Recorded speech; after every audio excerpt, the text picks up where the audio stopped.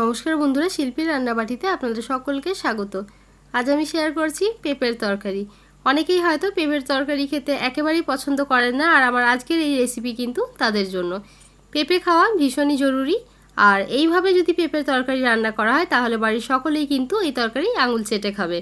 আর এই রান্নাকে আরও সুস্বাদু করার জন্য কি মশলা আমি ব্যবহার করছি সেটা দেখার জন্য ভিডিওটি অবশ্যই শেষ পর্যন্ত দেখবেন। আর যদি এখনও চ্যানেলটা সাবস্ক্রাইব না করে থাকেন, সাবস্ক্রাইব করে পাশে থাকা বেল আইকনটা প্রেস করে অল করে দিন। এর জন্য এখানে আমি একটা মাঝারি সাইজের পেঁপে খোসা ছাড়িয়ে এইভাবে ছোট ছোট টুকরো করে কেটে নিয়েছি। পেঁপেটাকে ভালোভাবে ধুয়ে নিয়েছি। এবার দেখুন 1 টেবিল চামচ সরষের তেল কড়াইতে গরম করে নিয়েছি। তেলের মধ্যে পেঁপেগুলো দিয়ে দিলাম। এবার নাড়াচাড়া করে মিডিয়াম ফ্লেমে ভালোভাবে ভেজে নেব। প্রথমে হালকা একটু নাড়াচাড়া করে ভেজে নিচ্ছি। এবার এর মধ্যে দিয়ে দিচ্ছি হাফ চা চামচ লবণ আর হাফ চা চামচের চেয়েও কম একটু হলুদ গুঁড়ো। লবণ আর হলুদ গুঁড়ো দিয়ে 2 থেকে 3 মিনিটের জন্য পেঁপেটাকে ভালোভাবে ভেজে নিতে হবে।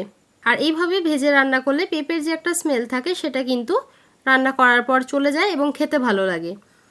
ভালোভাবে দেখুন একটু ভেজে নিলাম। এবার ঢাকা দিয়ে লো ফ্লেমে 2 মিনিটের জন্য রান্না করে নেব। আর এই সময় লক্ষ্য রাখবেন যাতে লেগে না যায় তলা দিয়ে। যেহেতু আমরা লবণ ব্যবহার করেছি তাই লেগে যাওয়ার কিন্তু কোনো সম্ভাবনা নেই। যতক্ষণে আমাদের পেঁপে রান্না হচ্ছে আমরা একটা মশলার পেস্ট বানিয়ে নেব। এখানে আমি একটা মিডিয়াম সাইজের পেঁয়াজ কুচি নিয়ে নিয়েছি, আর লাগছে 5 থেকে 6 কোয়া রসুন, হাফ ইঞ্চি আদা আর 2টো কাঁচা লঙ্কা। এটার একটা মিহি পেস্ট বানিয়ে নেব। আর এতক্ষণে আমাদের পেঁপেও প্রায় কিছুটা সেদ্ধ হয়ে গেছে।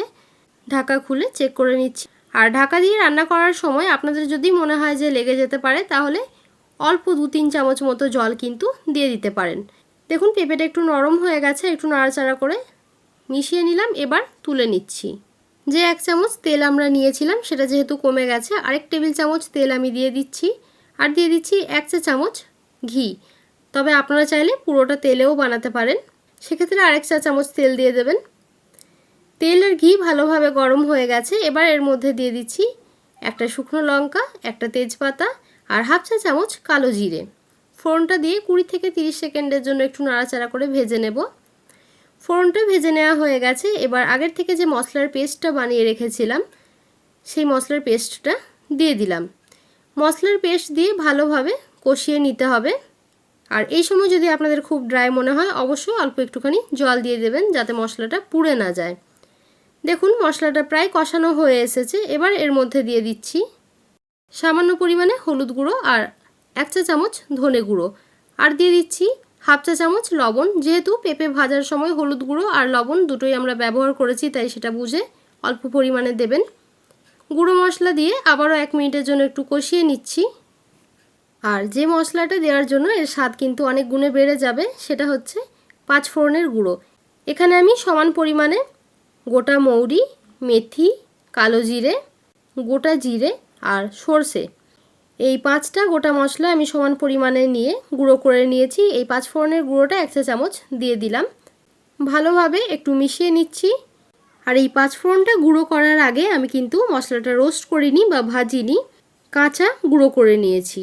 খুব মিহি গুঁড়ো না হলেও হবে, একটু দানা দানা থাকলেও কিন্তু কোনো অসুবিধা নেই। এবার আগের থেকে ভেজে রাখা পেঁপেটা দিয়ে দিলাম। পেঁপেটা দিয়ে ভালোভাবে আবারও 1 থেকে 2 মিনিটের জন্য একটু কষিয়ে নেব মশলার সাথে। আর যেহেতু পেঁপেটা আগের থেকেই কিছুটা সেদ্ধ হয়ে রয়েছে তাই রান্না করতে আর কিন্তু বেশি সময় লাগবে না। ভালোভাবে দেখুন 1 থেকে 2 মিনিটের জন্য আবারও একটু মশলা দিয়ে কষিয়ে নিলাম। আর আজ আমি এই রান্নায় কোনো লঙ্কার গুঁড়ো ব্যবহার করছি না, তবে আপনারা চাইলে দিতে পারেন। পেঁপেটা মশলার সাথে ভালোভাবে কষিয়ে নেওয়া হয়ে গেছে। এবার এর মধ্যে দিয়ে দিচ্ছি কিছুটা পরিমাণ মতো জল।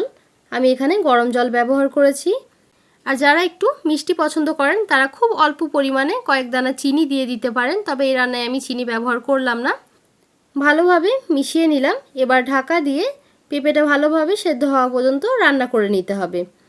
পেঁপে সেদ্ধ হতে সময় কম বা বেশি লাগতে পারে, সেটা কিন্তু পেঁপের ওপরও নির্ভর করে। দেখুন আমার 5 থেকে 6 মিনিট হয়ে গেছে আর পেঁপেটা সেদ্ধ হয়ে গেছে। যেহেতু পেঁপেটা আগের থেকেই কিছুটা সেদ্ধ হয়েছিল। আর এই পেঁপের তরকারিটা কিন্তু এরকম একটু গা মাখা হবে। যদি দেখেন যে জলের পরিমাণ একটু বেশি রয়েছে তাহলে ফ্লেমটা হাই করে অবশ্যই জলটা একটু শুকিয়ে নিতে হবে। আর এই রান্নায় আজ আমি কোনো গরম মশলা বা ধনেপাতা ব্যবহার করব না।